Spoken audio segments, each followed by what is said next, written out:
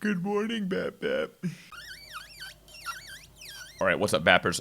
The name's Gwen Thorin here. Time to give you guys some more wrinkles on your brains, so pay attention.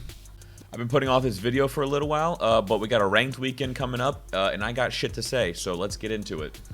Also, side note, a lot of the things I talk about here are going to be related to a lot of the thought processes and mechanics that I speak about in my 5 tips to climb video, so if you have not seen that, watch it after this one. It's got good knowledge in it.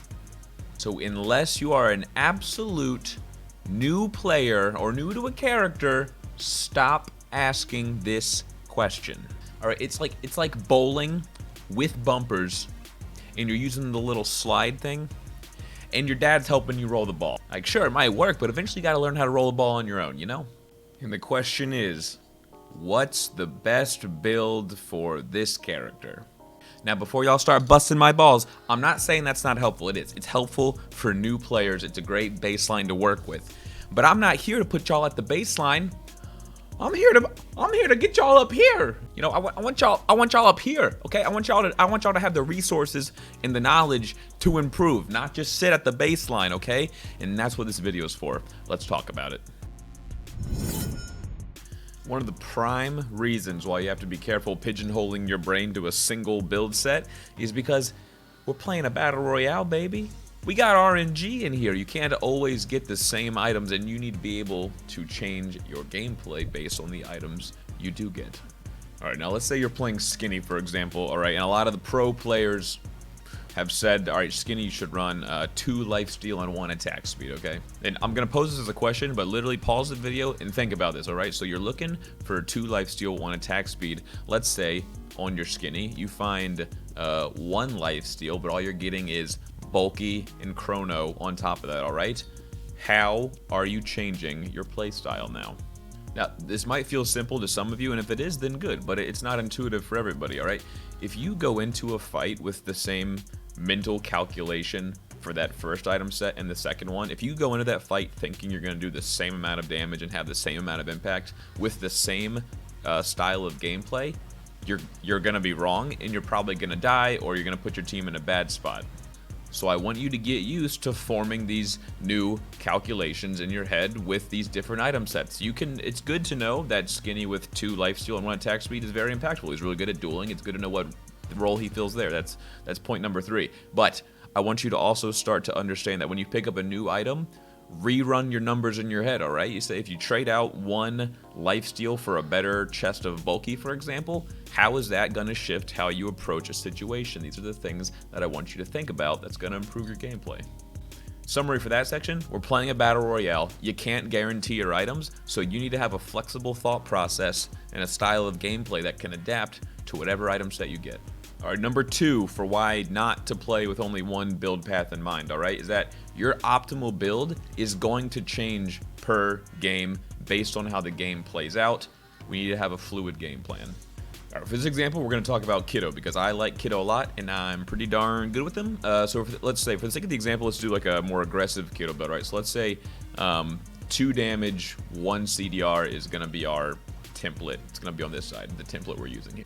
So in this game scenario, I get my optimal build, all right? I got 2 damage, 1 CDR. I'm confident going this build because I'm playing with a team that I know, and I'm confident in my personal positioning to keep myself away from threats so I can trade off some survivability items for pure damage value items, right? But here's 2 data points we want to be looking at as a game evolves. So even though I have an optimal build right now, this might not be my optimal build for late game, all right? And that's the map where the final circle is landing and your kill feed. I talk about how much terrain matters in my other video that I mentioned earlier, so check that out if you want more detail. But if our final circle is closing somewhere like Arena Ruins, Container Zone, Ruin Castle, anywhere with tight corners that me as Kiddo can no longer rely on my positioning to keep myself safe, I probably don't want to go straight offensive items anymore. It's probably going to be more valuable for me instead of double damage to maybe go double CDR so I can more consistently spam Qs and ults over walls and out of all the fog of war that's in those tight cornered maps, POIs. And then maybe 2 CDR and 1 bulky, because if I turn around a corner and suddenly there's someone directly in front of me, I need to be able to have some bit of insurance policy, which is the bulky, so that I can soak up some damage safely while I kite out and while my team helps me kite out.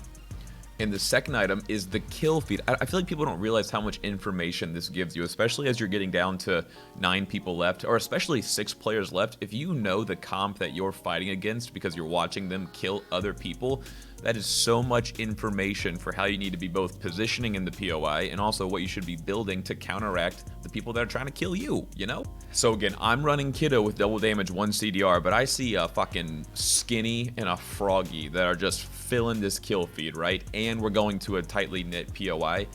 I can't do a double damage build because I cannot reasonably self-PO myself and position well enough against like a double dive like that in a tight POI. It's time to forego the double damage. I'm probably going to go a bulky, at least 1 bulky and at least 1 lifesteal here, alright? Because we're probably going to be dueling the shit out of each other, and I need to make sure I can sustain a little longer so I can actually live in this fight. Otherwise, I die in a single rotation, and now I'm useless because I'm dead.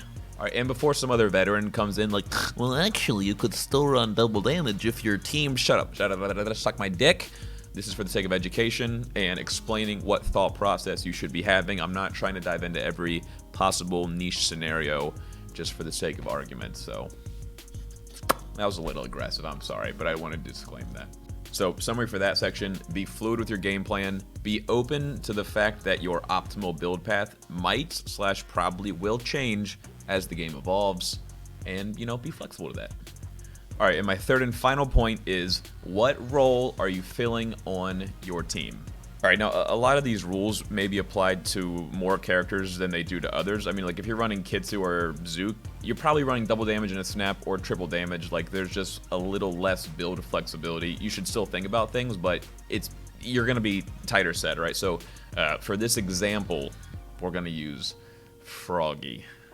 And I smile while I say that because you guys know how many times we've gotten into not arguments, but just well-seasoned conversations about what to build on Froggy. So let's fucking break it down just one more time, all right? Because Froggy is just so flexible, and people always ask, what's the best build on Froggy? And I understand their question, but there's too many things to consider when you're answering that. Like all the stuff we talked about previously and what we're about to talk about now, it makes my brain like angrier than like when Kenneth says something is meta, you know? And that happens a lot. So let's break down 2 examples here, and we can use this to consider what role you're filling on your team, all right? So on the left side here, we're going to say solo queue frog, and on the right side here, we're going to say trios competitive frog, right? So let's say for our solo queue frog here, we got a bulky, attack speed, and a vamp, all right? And on our trios frog, we got double bulky and a CDR. So your role here is that it's solo queue froggy, right? So you are here you can run down kills. You're a good duelist because you have snap and vamp, which is great for melee on melee fighting. And you only have a single bulky, so you can take a little bit of damage on your engage, but you're not going to be able to sit there and just soak up aggro nonstop, right? So let's compare this to trios. It's over here. Trios competitive froggy, right? If we're running double bulky and CDR, our job is no longer to be running down kills. Like, yes, we can still hit the backline and we can still apply a lot of pressure to Kitsu, for example, maybe even kill her, but that's not what we're trying to do. If we do that, cool, it's a bonus, but that's not what our main role here is. The main role here and the value you're giving to your team is how much space you are creating for them. So if you're running Froggy with 2 ranged carries, that's probably a good time where you're going to be running double bulky and CDR, for example, because all you're doing is generating space for them to clean up the fight. When you dive a backline, you are forcing that person you're diving to look at you, and you're forcing someone else to come and help peel off the carry you're trying to kill. You're now soaking the aggro of 2 people, and you have CDR and double bulky so you can actually handle this pressure. And in the meantime, it's just so much space for your 2 ranged carries to come in, fill in the gaps, and ideally, while you're soaking this pressure, they're getting kills, and it's a 1 fight because Frog is extremely slippery still. So you soak up all this aggro, you dance around, and then you disengage, and all of a sudden it's a 2v3. Profit. Well, actually, when you're playing Froggy in a trios competitive sense, shut up. Again, this is for educational purposes, to help new players generate new thought processes. We don't need to go into all the minutia, okay? Shuck my cock. So summary here, controlling even for point 1 and 2 on fluidity and stuff, your optimal build should change based on what position in a team comp you're filling, whether that's solo queue Froggy or it's trios Froggy. You know, trios Froggy, single melee double range, maybe you want that. Maybe you're running a full dive comp though, and now you just want to go one shot Froggy. Maybe you just want to go full damage, man. If you want to do that and that's the role that you are filling with your team, then by golly, you do it. Alright guys, I think that's what I got for you today. So, you know, you can't control for RNG. You gotta have a fluid game plan based on how the game plays out. And I want you to apply thought processes for what role you're actively filling in your team. So it's okay to have your baseline of here's the best quote build, but just keep in mind there's so many variables to think about that it's almost impossible to say here's a default best build. And again, this applies to some characters more than others, right? Like we said, Kitsu has kind of a more stringent build path. But if you're playing Skinny, Sashimi, Chuck, Froggy, Kiddo, I mean, just be open to the fact that there might not be a single optimal build. And when you start getting this flexibility and you start getting comfortable thinking about these things, that is going to help you improve, all right? We're not going to sit at the baseline here.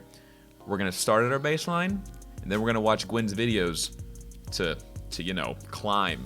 Okay, now that's all I have. I will see you guys on Bapbap. I'll see you in the Discord. Feel free to hit me up there if you guys have any questions or if you have disagreements. I'm sure you have disagreements on some of the things I've said. Put them in the comments below and we can talk about it. Thanks for watching. Like and subscribe. Hit me up on Twitch. Yeah, just feel free to chat whenever. Hit me up, guys. Catch you in the Discord. Much love, gang. Peace.